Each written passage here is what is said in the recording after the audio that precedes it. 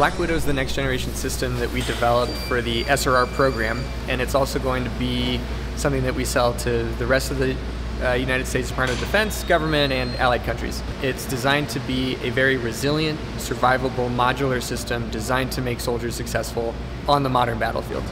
One of the key components there is having a resilient data link to electronic warfare environments, and Teal decided to use Doodle Labs as its first data link as the radio that's used and integrated in the Black Widow.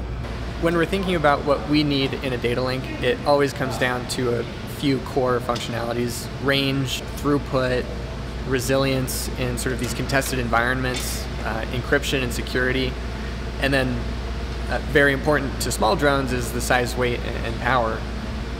Doodle checked all of those boxes for Teal in a way that other manufacturers have not yet.